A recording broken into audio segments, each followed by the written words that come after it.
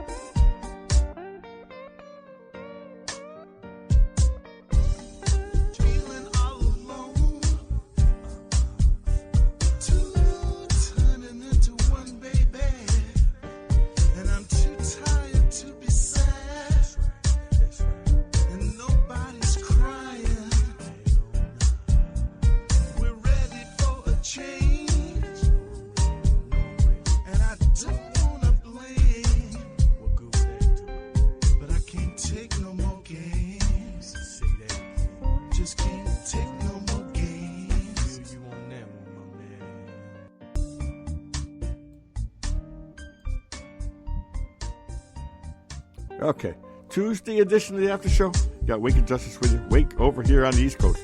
And Justice over here on the West Coast of the contiguous United States of America. It is a red sky at Morning Tuesday. Yeah. Wherever you are in the world, there's a storm a-brewing. And, a butterfly flapping its wings in Fascist Montana is going to cause something over there somewhere else. Yeah. Trust me. Across Believe the me. pond. Big league. Hey, Wink. How are you? Not bad, not bad. It is 49 and sunny out there. So not bad. Not a bad day for the last day of February. Is this the last one? Gotta check. Yes, it is. Yeah, for this year. Yep. For this year. Yep, so there we go. So not bad. 49 sunny, we'll take it. Just a reminder, get in the chat, just go to netrootsradio.com. Scroll down to the bottom of the page, and on the right-hand side of the bottom of the page there is a link to the chat. So click that, join us there. And, of course, as, Providence, or what we like to address it as, fantastic professional graphic design by Tom. Yeah. To the left-ish of the chat room link is the Patreon and PayPal buttons in which you can keep our lights blinking and our tubes interneting. Absolutely. Wow. Remember that guy? Yeah, that guy. Hey, here along the banks of the Rogue River in the Rogue River Valley of Southern Oregon, it is currently 35 degrees, a tick, 0.2, 35.2. Yeah. And we're going to be slightly warmer than we were yesterday. Supposed to go to 48. But currently now we're cloudy with showers. Winds are west-southwest at 5 to 10 miles per hour. Now, we don't have showers at this very moment. Actually, there's not a terribly bright beam of sunlight, but there's a light peeking through these ominous clouds, casting, surprisingly on a Tuesday, a reddish hue. Ah, there we go. There is a storm a-brewing. Yeah, and we're going to get down to 29 tonight. A slight, well, I call it slight, 20 to 30%. That's maybe. That's a real maybe. Right. Because, sometimes 70% chance is a maybe. Right. But, so slight chance will certainly be cold enough for snow if we do get any kind of precipitation. And there will be low-lying, foggish clouds that cause people's vehicles to get quite a layer of this, like lake effect type snow in a way. It's just hanging in the fog, and then it latches onto something.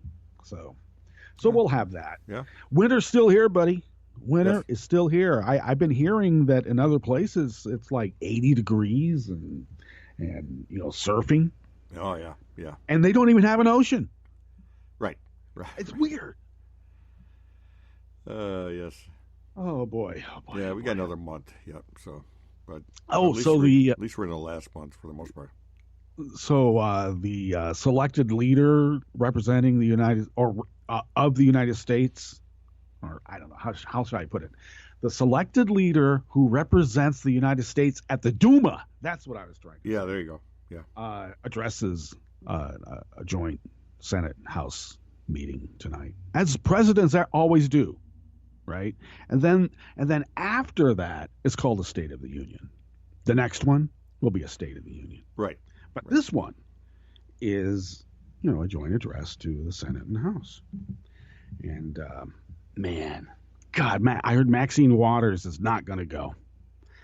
I was counting on her to be the one to stand up and yell, "You lie." Right. God. Right. God, we're not going to get. I was certain. That would've No, been we nice. won't have. We got to find someone else. Yeah. So I don't know. It might be tough. I was really counting on Maxine to be the one to stand up. Well, we'll see. I'm a little concerned, about the GOP reaction and behavior in aligning themselves with a nationalist state Right. that has always been at odds to American interests, because they think that they might be able to. I mean, let's get down to the cliched brass tacks of it. Yeah. Their greed for power is greater than their concern for the safety of the United States. I mean, that's what we're coming down to. If this is Red Dawn, they're the slimy mayor who watches his constituents get lined up on the rock pile and shot. Yeah. Oh, he's a little nauseated at when he sees what's happening, but it doesn't stop him from colluding, right? Because he gets to be mayor. And he gets to ride around, with the trappings of whatever it is that's power in his mind. Nice car. Telling people what to do, or, kind of. Right. So I'm just saying, those foremen might have been onto something. The guy that did Red Dawn. Right. It could be that. Yeah. And so it's a little disconcerting, because I hear GOP operatives, members of the White House, pundits who seem to be fairly apologetic to the current regime, who say, well, not all contacts with Russian intelligence is illegal or inappropriate. And I'm thinking, tell that to the Rosenbergs. Because, they got fried in New York. Just saying. Yep. Just saying. Not all contacts is illegal or inappropriate. And they were fried. And I love how they like to turn around. Oh, looking for Russian influence in this White House is like a new McCarthyism. Well, it's a little bit different. Because we don't have a drunk maniac leading the investigation. But we do have two toadies, unless, now I keep hearing Burr is really quite independent, though I don't know. He did run away on camera, when he was caught in the hallway getting to his office. He didn't answer anything. Nunez was out there going, there's nothing there. Whatever I've seen, I haven't seen anything of it. It's just started. You haven't talked to anybody. But he's telling the truth. I haven't seen anything.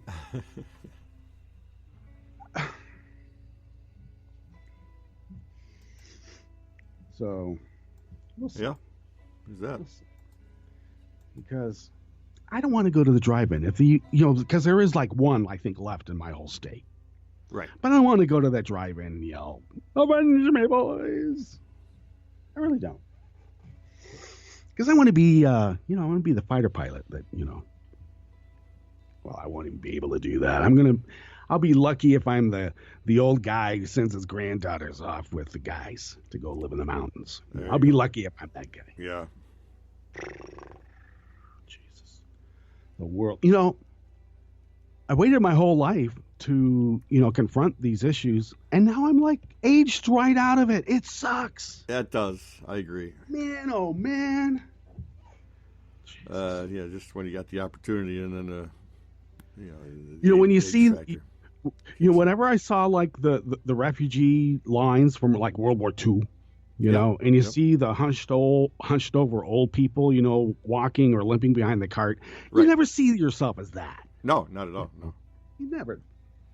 Yeah, you might be some strapping person, you know, Yeah. but not the hunched over Right. old person. Right. There we are. And Okay, here these are we the these are the issues we will be attending to today. I will be humbling behind the cart there, just kind of getting by. Oh, but, man, I don't know. Hoping They I might keep just up with the cart.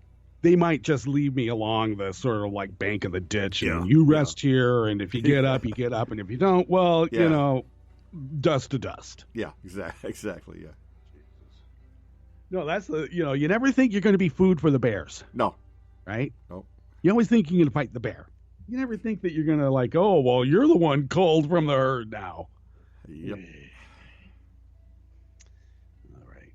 Well, brutal existence we live in this plane, huh? Well, these are the issues we will be attending to today, and they are, this is interesting, neo-Nazis chanting, Heil Trump, brawl with protesters inside the Minneapolis Institute of Art, which just happens to have a very large European collection. Ah. I guess that's supposed to be appropriated for white culture, apparently. I don't know. Yeah, I guess. Really? Yeah. And I don't know. The guy continues to do business. He hasn't divested himself completely because he just recently this guy, the guy that's in the White House. Yeah. With the hair. He just recently finalized the sale of a $15.8 million Park Avenue condo in the Trump Tower there at Park Avenue.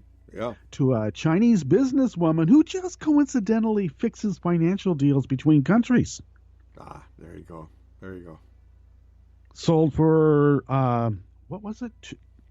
Several million, like 10. Oh, yes, over 2 million over asking. Okay. Or Yeah. okay, just you little sometimes tip. wonder Little at that level, so 2 million pegs out to be, I don't know, a finder's fee, and Trump's the finder. Exactly. Also happens to own it, that Yeah. kind of thing. Yep. Crazy. And I'm telling you, it's Nixon. You got Roger Stone. You got all these people trying to get back for Nixon, right? The White House planted a fake story to smear one of the Politico reporters who wrote about that story of Sean Spicer confiscating his aides' phones and devices, searching for leaks that we reported yesterday. Planted a fake story about him, Wink. I love it. Yeah. And guess Yeah. what? Media didn't really go along with it. So not all of them are compliant. And it being Tuesday for the last half, we hope to visit with Chris Reeves. He's a bit busy, but I put a feeler out there for him as I usually do. But we'll make a call and hopefully we will visit with him as we normally do. Yep. But we're going to talk about his post-action report on the DNC, the recent elections, specifically things why he ran, why we're going to be okay with Perez, Ellis, and team. Now, Yes. And also we're going to clear up some confusion on Christine Pelosi's corporate money resolution that was tabled right away. So there's a bit of confusion about what happened there. And hate crimes keep happening in Kansas. Well, all that, plus the Connect, Unite, Act Daily Coast community calendar, and more on the after show with that ever so fine fellow over there on the East Coast. Don't need to tell you about East Coastal elitism. Just say East Coast, and it's taken for granted, and his name is Wink. And this guy all the way back over here on the West Coast. And if you can't tell I'm an elitist, I don't know. Yeah. You don't get out much, do you? And my name is Justice, and we do this 5 days a week in the specific tear in the fabric of space-time because who loves you, baby? Exactly. All right. Try saying that in a redneck bar. Yeah. No, actually, today you can get away with that kind of stuff because, most of them are kind of like, I don't know, on pharmaceuticals anyway, and in some warped, I don't know, effort, they're able to comprehend briefly what that would mean. Try it sometime. See what happens. Yeah, it might go over. It might. Well, I don't know. Maybe there's some things I can get away with because I'm not really all that hunched over. Right. But but no one's going to mistake me for, well, we'll see. I don't know. I got a birthday coming up, and I always gauged life about, who you lived past that were your heroes. Right. So when I got to 28, I said, man, outlived Jimi Hendrix and Jim Morrison. Yep. Outlived them. Yep. Pretty good. Yep. You get to your 40s and you outlive the Kennedys, that kind of thing, Right. So the next one for me was always Hemingway because he decided to go out at 63. There you go. Yep. So I got a year to go, a year and a couple of weeks to go for that. Yep. But all in all, except for some structural damage from stupidity like playing football, everything else is pretty good. Yeah. Mamas, don't let your boys play football. Jeez. Yeah, it's a great game. But they to will watch. anyway. See, this is the dilemma we're in. Yep. You don't want your kids to play football because of the debilitating impact it has. Sometimes at the time. Right. But certainly for the rest of their lives. Yeah. Once you hit the big 4-0 or even before that, you start to feel the impact. Yeah. Yep. And, but you can't, it's hard. It's hard. My uncle played high school, plus we had a semi-pro team here way back in the day. Right. They didn't get paid much, maybe $20 a game or something, but he played for quite a while, 6 or 7 years on that team. Those little, sort of on the model of the local teams that England has in their soccer league. Yeah, kind of like right? that, yeah. Very Exactly. similar. Yep. Those could be fairly brutal games. Oh, yeah. I gotta say. They are. Yeah. And he's but by the time he hit the big 5-0, he was all hobbled up and everything. He could barely do it. He could get around, but he couldn't do a whole lot of physical work. Well, the thing is that, even back then, you still had to go to work. Yeah. And, yep. And then after you're not playing anymore, it's all the work you do after that. Many times, some of those guys continue doing, even being a beer distributor. What that means is a lot of times when they're running their company, they're the employee and they're distributing the beer. That's right. So that's right. So that takes some effort to, tie up all those kegs at bars and stack, reach-ins at stores. So, all right, we better get on to this so we can visit with Chris. I'm sure we'll make an attempt. Okay, brawl erupts inside the Minneapolis Institute of Art as protesters confront neo-Nazis. And, this is by Aaron Corbett out of Raw Story. Brawl broke out at the Minneapolis Institute of Art over the weekend between a group of activists and a group of neo-Nazis. The activists associated with the Industrial Workers of the World, the IWW, we know them affectionately here in the Cascades as the Wobblies. Ah, there you go. And they were actually good people, but apparently some of Black Bloc has associated themselves with the Wobblies. So we're going to blame it on the Wobblies now, and we'll see. Yeah. But they were protesting outside the museum in opposition to anti-immigrant policies and sentiment in the U.S. And those activists, activists of the union protesting and others, followed a group of 3 neo-Nazis who entered the museum all the way to the 3rd floor to an exhibition of 18th century European art, which a group of white nationalists had reportedly come to guard. So 3 more came in, and there were several there guarding this exhibit of 18th century art that they apparently feel that was going to come under some kind of danger. John Jacobson, a witness, told the local blog City Pages that outside the museum, one man repeatedly called out Heil Trump with his arm in a Nazi salute, getting the demonstrators' attention. He said the act then prompted him to then take out his phone and start recording.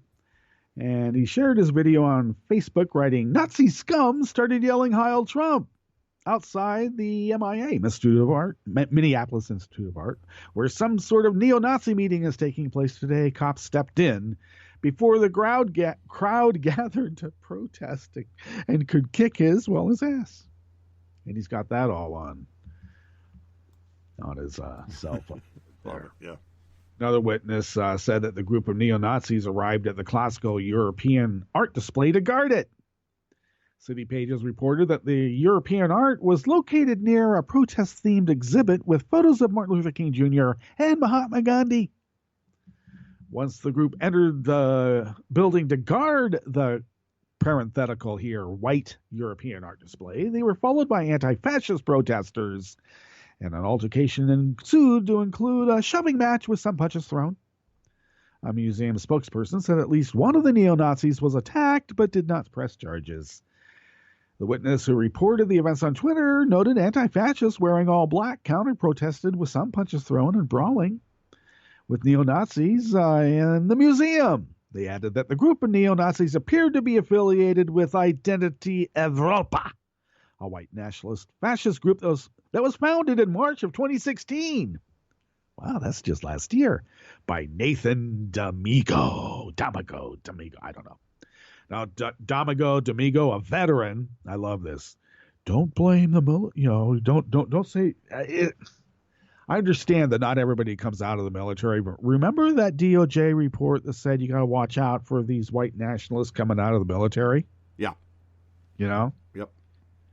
Well, he formed the group for people of European non-Semitic heritage after reading the work of former Ku Klux Klan Grand Wizard, yes, that David Duke, according to the Southern Poverty Law Center. No arrests were made, and there were no reported injuries resulting from the altercation. Well, I'm not terribly happy that Black Bloc might be involved in this because I don't trust Black Bloc. But neo-Nazis need to be confronted. I'm sorry. We just have to. Even though I am just, a year or 6 from being hunched over, and, maybe I might be able to appeal to them by, well, he's just an old guy. Yeah. And they just run over me. But I don't know. I can get a few shots in with my cane, I'm sure. There you go. Fixes financial deals between countries. What could go wrong? And you always wonder about financial deals that are finalized, like $15.8 million condos at Park Avenue. Right. With somebody who fixes deals with countries. I mean, is this like a perk? Is this part of the deal? I don't know. But T-Bog wrote this in Raw Story. In one of the first major business deals concluded since Trump became president, a Chinese businesswoman just closed on the purchase of a $15.8 million condo owned by Trump's real estate business. According to Mother Jones, which would mean David Corn, of course, businesswoman and consultant Zhao Yanqin bought a 4-bedroom, 6-bathroom condo in Trump's Park Avenue high-rise on February 25th. The property was purchased from Trump Park Avenue LLC. That way, he's protected, supposedly, where Trump was on the board of directors before resigning just before being sworn in as president. While Trump is not on the board, he is still a principal of the LLC. See how that works? Wow. Chen is the founder and managing director of a business consulting firm called, and you've heard of this, Global Alliance Associates, which sells itself as a go-between connecting wealthy business people with Chinese interests to develop new business ventures in her home country. Oh, you mean you're the bag lady that takes the bribes back to your boss? Or maybe she's the boss. You never know. Whenever you hear go-between, to make sure you got some, favorable business ventures, there's a little bit of, not the kind that jingles, but the kind that folds. Right. The company's website states that they specialize in, quote, establishing a network of credible and proprietary relationships, known by the Chinese as ganji, is the single most important aspect of initiating and sustaining a successful business venture in China. Ganji. Yeah, I think that's something like take, advantage of, the white, stupid American and get some money out of them. I think that's what that's called, what that means. Mother Jones reports that as of last week, the condo Chen purchased was listed on the real estate website for $14 million, or about $2 million less than the business consultant paid. Finder's fee. Had to be a finder's fee. They do that a lot in commercial real estate, right? And so you wonder, because there's a really weird intermingling in the philosophy between that kind of real estate and residential, right? Right. And things that they do in that kind of real estate versus residential real estate is how commissions are split up. So, he's got the high rise. That's that in and of itself has a commercial aspect to it. Yep. Well, I don't know. Grifters do what grifters gotta do. Oh yeah. Oh, okay, good. We do have confirmation from Chris, so let me blast through this last one real quick. It's not very long.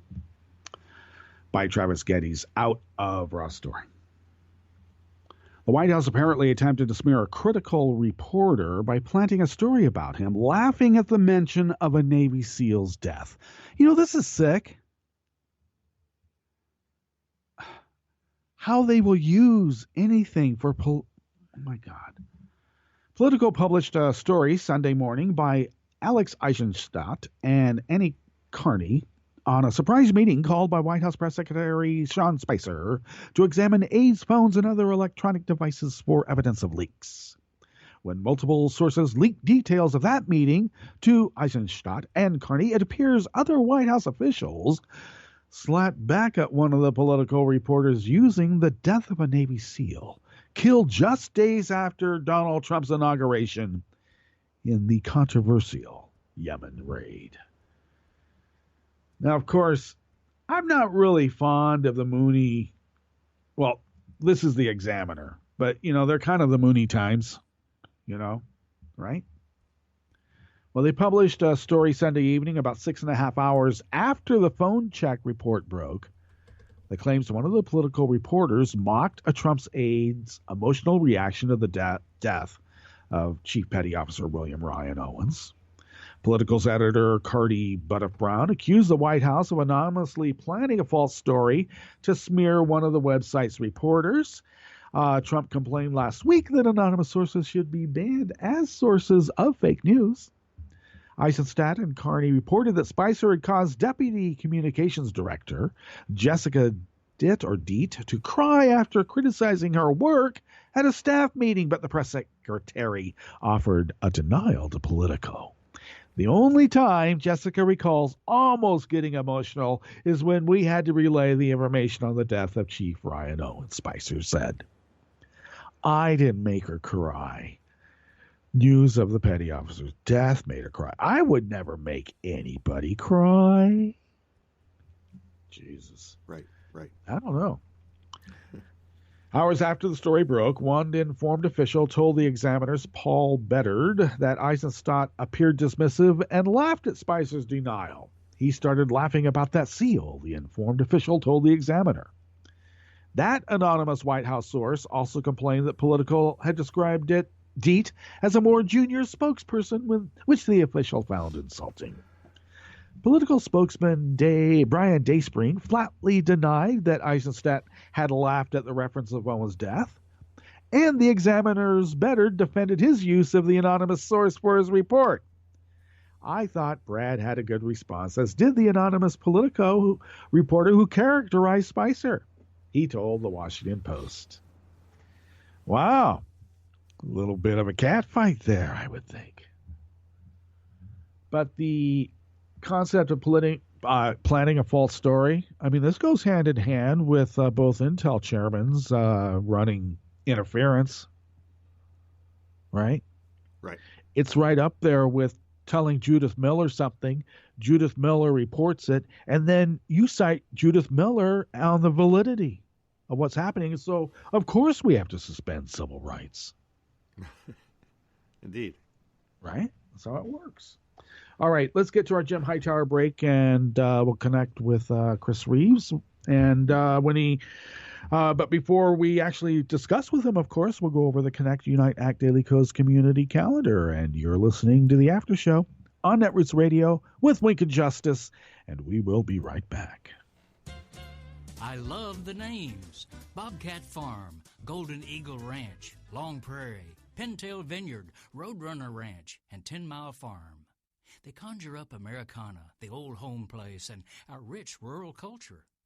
Less bucolic, however, is the fact that all are part of a massive Wall Street investment scheme called Farmland Partners, Inc. It's run by a couple of slicks trained in mergers and acquisitions as executives at the investment powerhouse Merrill Lynch. Rather than sodbusters, Farmland Partners are taxbusters, using a legalistic plow called REIT, Real Estate Investment Trust, to get enormous tax breaks to subsidize their scheme. With this special subsidy, the partners have attracted hundreds of millions of dollars from investors to buy up farms and ranches. They now own 295 ag properties, covering 144,000 acres in 16 states. Of course, the Wall Street plowboys don't soil their own soft hands by actually farming. No, the syndicate hires tenant farmers to do the sweaty work of plowing, planting, and nurturing the crops. This tenant system produces a double-line cash flow for the faraway owners. Farmland Partners charges the tenants rent for tilling the corporate soil. Then the partners harvest a sweet share of any profits from the sale of crops the tenants produce. Meanwhile, the young farmers America desperately needs, those who actually want to, farm, are having a hard time finding affordable land to get started. These new generation farmers can easily be outbid for good land by Wall Street speculators who have the cash flow from tenants and the subsidy from taxpayers to underwrite their financial contrivance. This is Jim Hightower saying, to prevent the money schemers from literally walling off young farmers and to fight this insidious Wall Street takeover of agriculture, connect with youngfarmers.org. If you'd like more of Jim Hightower's real populism, check out the Hightower Lowdown. Jim's monthly newsletter gives you the real lowdown on which corporations, by name, are doing what to the middle class, our environment, and our democracy. Each month, the Hightower Lowdown brings you facts you didn't know, along with actions you can take to fight back. It also comes with a sense of humor. Hightower believes we can fight the gods and still have fun. Plus, get this, it's cheap. Only $15 brings you 12 issues a year. For real populism, go to hightowerlowdown.org.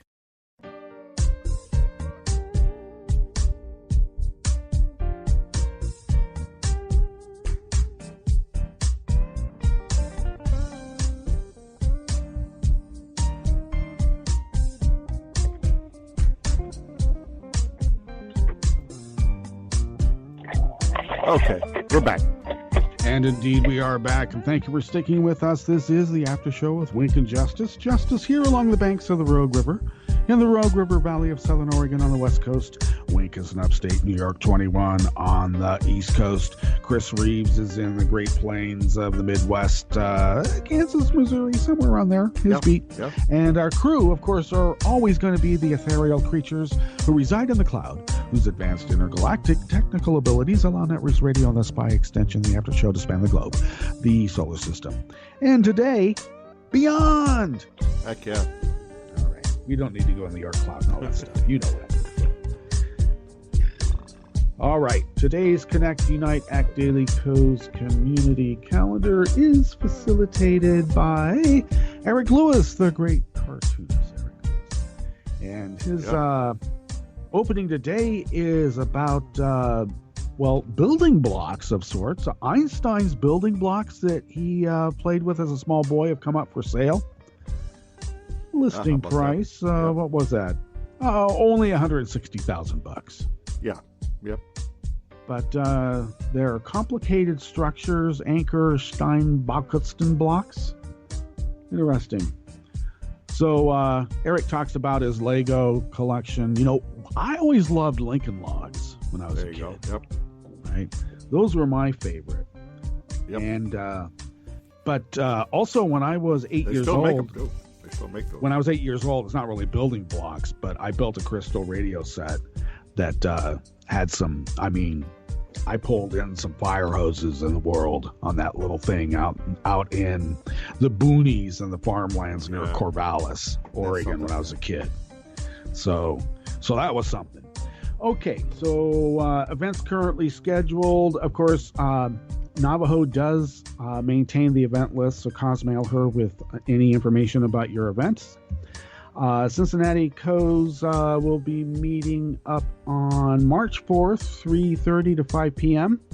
as Daily Co's Senior Campaign Director, Rachel Collier, and David Akadijian, I'm butchering his name and I apologize, Daily Co's contributing editor, are going to meet up at the Motor Pub, 1345 Main Street in Cincinnati.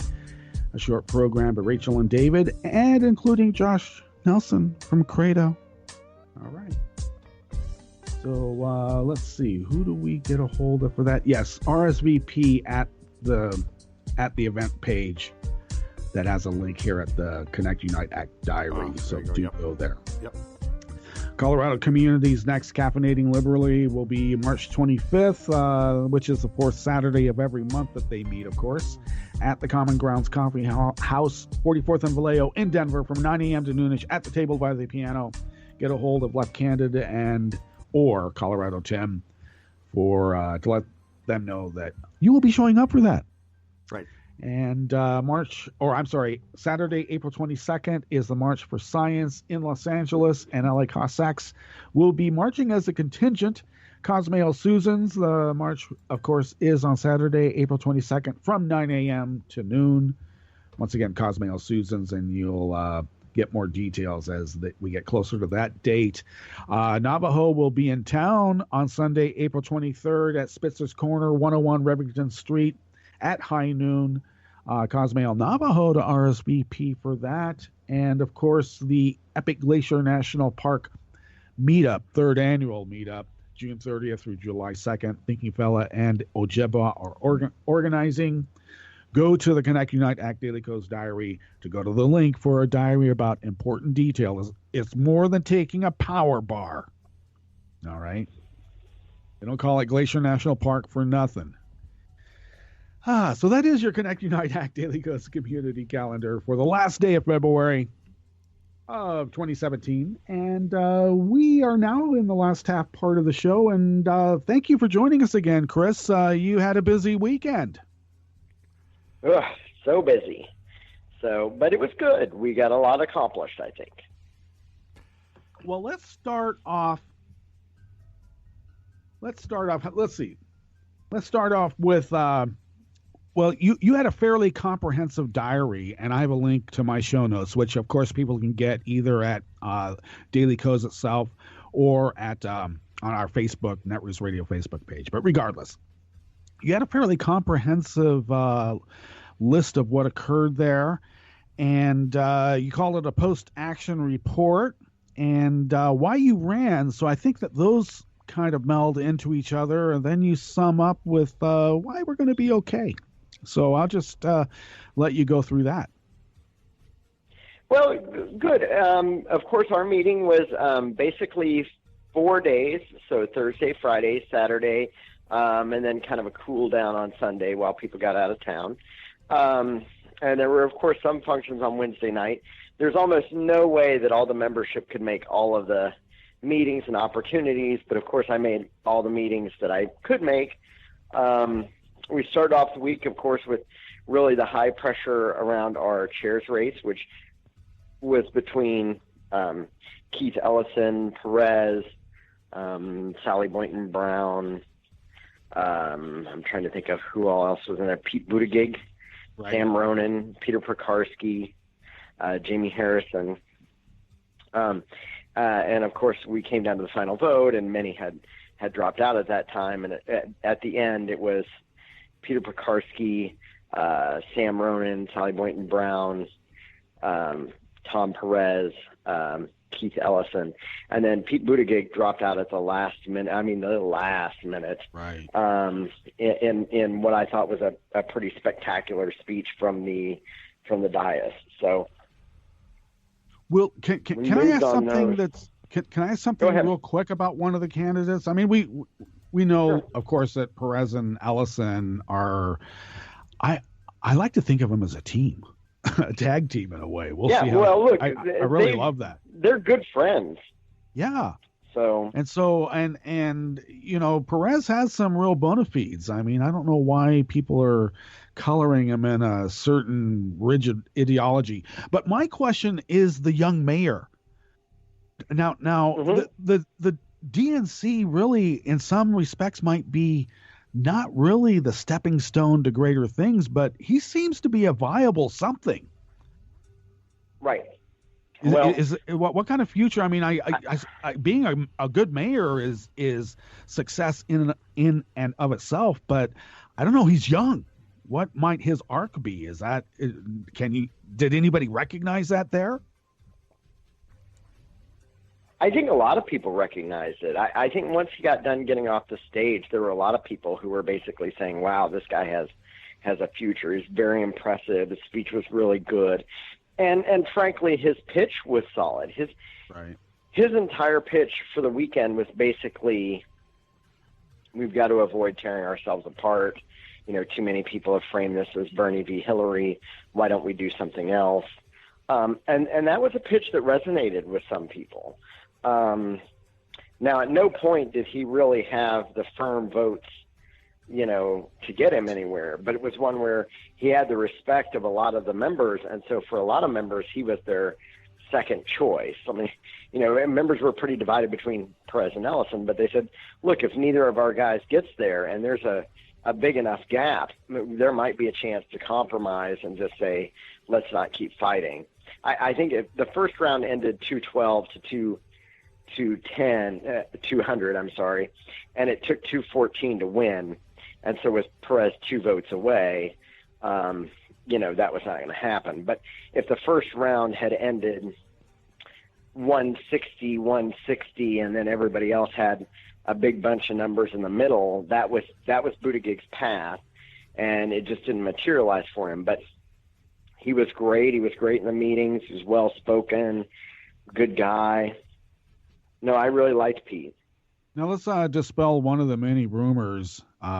It's kind of funny how factions exist, and also kind of curious how I call it sort of like agent provocateur behavior from the Trump team in the midst of all of this DNC stuff.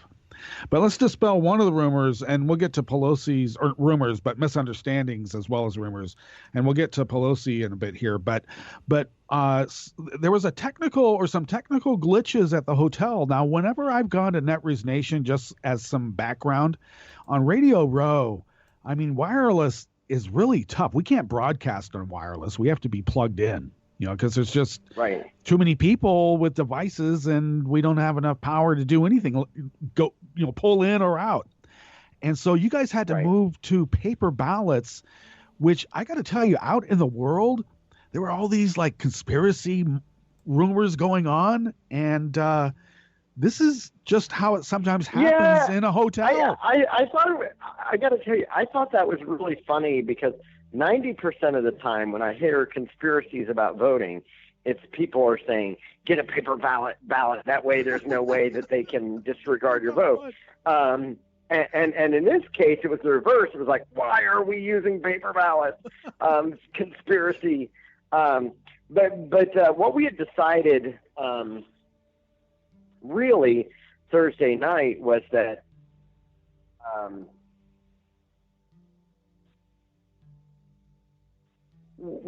hey, we were having a real issue with how we would account for votes. And what had occurred was there were some happenings in certain state parties, Kansas being one, but most notably Pennsylvania and Florida, where people they had protested the votes for committee seats or even state chairs in those states because of the process of the vote.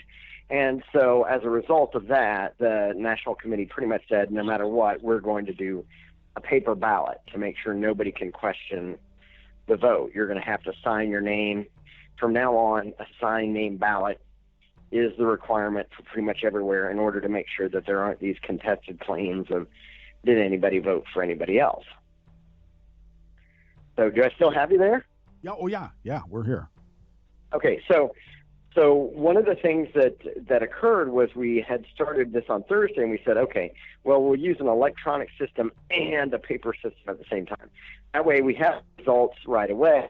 But, there's a paper ballot record, if anybody wants to dispute. Well, the voting system is done wirelessly using these clickers. We use them in the platform and rules committee, and they're pretty common. But when we got into the room where we were going to do this Saturday morning, and they informed us, hey, we're going to do both, and here's why, and we were all okay. And then we had trouble with the clickers right away, where the response time was bad. Some weren't checking in. And the reason was because we had at least 13 people in that room with wireless hotspots. In fact, I was going to try and live blog it because I could get, Wi-Fi, but Wi-Fi just kept crashing. Wi-Fi crashed so frequently that we couldn't even get cell service in that room. We had to walk outside and get near a window. And the reason was because I would stare into the back at the public gallery, and we had tons of people who were, Facebook live streaming it and everything else. So there just wasn't enough bandwidth available to do anything. And so it basically killed the electronic voting system, which, to be honest, if we had a system that was like that but hardwired, probably could have avoided, but I haven't seen one of those in a long time, and that would have taken a lot more planning, so that's probably why that didn't happen. So because of the concerns that states had raised about the veracity of the vote, the decision was made, we're just going to use paper. You have to sign your name. You have to mark exactly who it is, and that way there's no question at all about who voted for who or anything like that. Now, as a result, afterwards, there's been all this conspiracy about, oh my God, was this done in this way to deny people the vote? I really don't think so. I think from having been on the inside of several of those meetings, the big thing was we couldn't get the electronic system to work, and we are required to have paper ballots. So why spend all your time fighting an electronic system that may not work when you're already doing the paper ballots anyway? Right. And it made the day take longer. I mean, there's no doubt about that. It made things take longer. But in the end, once they scan them all in, everybody in your home state's going to be able to see in your own handwriting who you voted for round after round. So, and I like that. I think that's generally good. Okay. Well, let's move on, and we'll sum up with this about why we took that to mean the party will be A-OK. But now you ran for a particular purpose, and you described it by turns as being tongue-in-cheek and seriously purposeful. But really, right. And it's something that I find myself falling into is that, I'm a West Coast guy, right? And I live in a populated and always have a pretty much populated region, if not the actual hamlet that I'm in. And so I will sometimes be upset when my relatives in, a less populated part of the country, like the Dakotas or elsewhere, might have what I consider an outsized voice. But that's not really true. And you ran on the issue of the region not really having enough of a voice. And so that's one of the main reasons you ran, right? Yeah, one of the problems is most of the Midwest states only have, so the committee is 447 members, of which each state automatically gets 4. There are 75 at-large that are sprinkled around, and then you get members from, the mayors of the largest cities and some of these councils, et cetera, et cetera. Anyway, most Midwest states only by default have the 4. They have the lowest number you can get. So for DNC officers, when you run for those races, the odds of anybody from the Midwest ever getting anywhere are structurally very low. It's hard because the votes just don't exist. Whereas, if you're in Virginia, D.C., New York, the East Coast or the West Coast, all the potential voters are right around you. And so that has, in my view, driven the party to much more highly weight the issues there. And so we just don't discuss a lot of the issues in the Midwest, which are frankly where we're losing races. We lost the election in 2016, not on the East Coast or the West Coast. We lost it in the center of the country, the Michigans and Pennsylvanias and all those. And so my argument was, hey, we gotta, I want to make the point of how do we revisit this? How do we have an effective outreach to the Midwest? And I was really happy to get to go to, all the meetings, meet all the members, and try and press home my case. My reason to run was one, because too often these states get forgotten. They just don't attend the meetings because many of the Midwestern states look at it like it doesn't matter. We don't have any weight. So why even, it's so secondary to them that, why go? They don't go. And the more they don't go, the less involved they are. And I wanted to change that and say, look, I'm going to show up absolutely everywhere. And along with Anna Caprill, who ran out of Wyoming, and Sally Boynton Brown, who ran out of Idaho, we were the only ones who ran out of states that are bright red. Right. And part of the point, I think, for all of us was to just say, hey, we actually exist out here,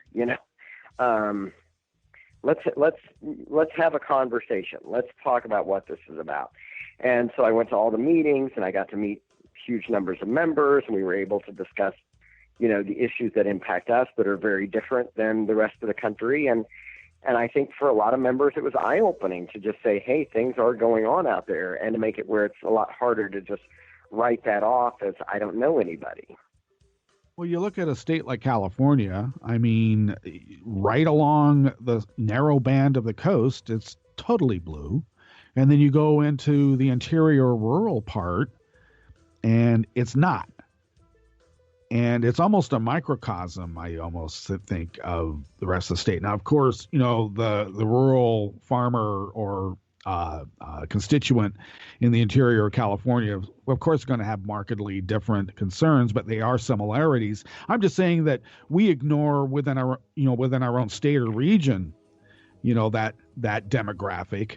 And I don't know, maybe at the very least, what's the term? The squeaky wheel gets the grease. By making yourself visible, it just reminds people. That's exactly that. Look, that's exactly it. The squeaky wheel gets the grease.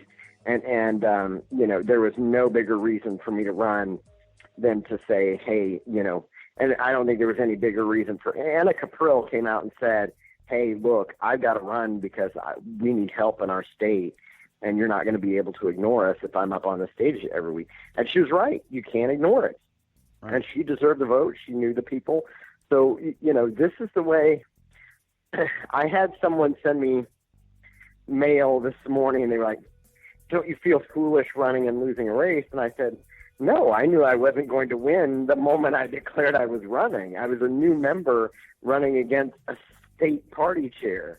But at the same point, it was one that I was able to make a lot of connections for my state. And more than that, you somewhat establish as a new member, there are concerns by many that, hey, new members are, that people are a little bit suspicious of new members. I don't know them. And it was a chance to break that ice, build some relationships, and say, hey, I'm not, bad people. I'm here to help. And I think that was all good. Good. Now, I want to just quickly mention we pretty much addressed how the party is going to be just fine with the stewardship of a team of Ellison and Perez, plus the energy that's involved in the general dynamic of our political system right now.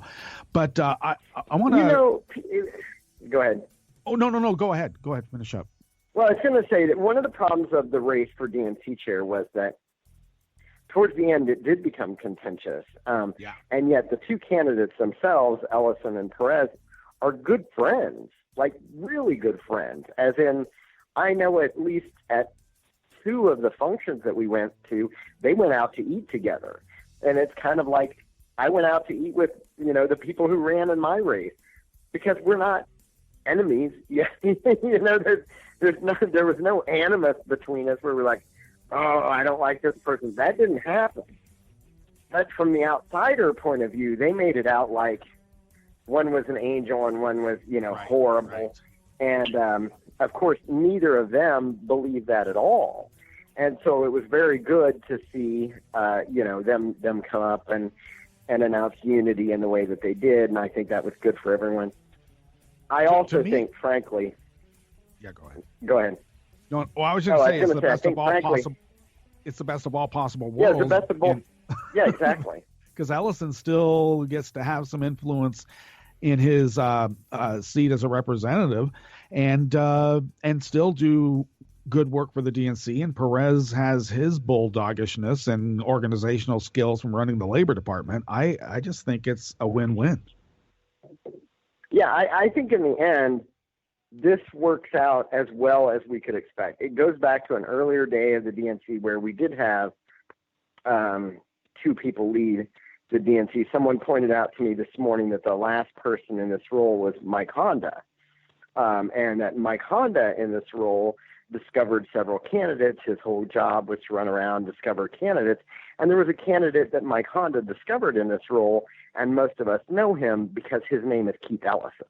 There you go. So, if Keith Ellison can turn around and fill that role of someone who the last time his office was open found him, then that's a heck of a legacy to continue. And I think that's good for all of us. Well, let's finish up with the time that we have left with the misunderstanding about Christine Pelosi's corporate money resolution. And it seemed to, well, okay, I'll just leave it to you because there was some misunderstanding about how those events transpired. Okay, so you'll see in news reporting, some of the left-wing news reporting that is basically the DNC voted to allow lobbyists and corporate money. Well, that's not what happened. What happened is right now there is no effective rule on it. So the status quo is that the chair, that's Perez now, could appoint those people to at-large posts. Now, he hasn't done that yet. It also means that with pressure, Perez may not ever appoint any of those people to those posts. We don't know yet. But Christine Pelosi put forward an amendment and said, hey, let's prevent the chair, anybody from doing this, and here are the rules that we're going to take. I thought her rule was good. I stood up in support for it. I stood up to stop closure of debate on it. But the other side of the argument were not up there actively lobbying, I shouldn't say lobbying. They weren't actively protesting her rule over we want lobbyists and corporate money. They were unhappy because they thought it was too short and didn't define what a corporate entity was very well. And so they argued, well, this could rope in all sorts of people that, aren't necessarily bad people. They wanted a line in it that said this excludes non-for-profits, which if it excluded non-for-profits would mean unions and other groups would be free to give and et cetera. And their contention was without that line that says this excludes non-for-profits, which is a corporate type, then they didn't want to support it. Now, I think that they were, being nitpicky, but having been nitpicky over rules myself before, I also got it. And especially when you're in a room full of attorneys where they're going to pick apart everything and for good reason, at times, hey, how do we do this? Now, I have no doubt that we'll debate this again in August, and we'll go from there. Yeah, I've made my feelings known fairly consistently on this. I think that we just knee-jerk on the term corporation because, Credo is a corporation. The Sierra Club is a corporation. Right. People wanting the San Francisco Bay Area or Bay Water Clean Incorporated. Yeah. AST, American and I guess those are also derisively known as special interests, and so we have this knee-jerk negativity about these terms that are actually came about because constituents needed to have a voice and wanted clean water and teacher unions. Well, somebody came out and they said, look, my friend is a lobbyist for NAMI, which is the National Association of Mental Health Professionals. Right. And she was like, they're with us. So why are we creating a rule that would say she could never serve? And I got that. I mean, I could see that. Not every lobbyist is a bad, evil person. And frankly, without lobbyists on some issues, there would be, if you didn't have lobbyists for Planned Parenthood and lobbyists for the mentally ill and lobbyists for the poor, they would be screwed. So it's one where I think we're going to end up crafting a rule, or Christine will, that will be good for everybody. I would have supported the rule as it was written. But right now, again, I want to go back to this point as the key point. With or without the rule doesn't mean in any way as though corporate money and lobbyists are all over the place. Right. The chair gets to appoint who goes in. So when Tom Perez releases his list of appointments into the committee, then we can talk about it. Until then, there's nobody there. There's not a reason to freak out. Let me say it that way. All right. Well, then we'll have to talk about it later, and we'll need to talk to you later about other issues next week. And I just want to remind folks, I don't want to give it short shrift because synagogues and Jewish community centers and Muslim community centers, et cetera, who are suffering from this rage of hate. I don't want to give that short shrift. So go read Chris's diary. The link is on my show notes. So do that. And Chris, we'll visit with you next week. Sounds good. Thank you. All right, folks. Well, we got, of course, Tom Hartman coming up at 6 minutes after the hour. In the interim, we'll be listening to the Antabalas Afrobeat Orchestra Battle of the Species. Seems appropriate since we're going to be having that joint talk tonight. Yeah. Yeah. Will it be a soliloquy, or will there be like some, repartee, a little back and forth? I don't know. Like I said, I wish Maxine Waters wouldn't have bowed out because I was sure she was going to be the one to yell. Well.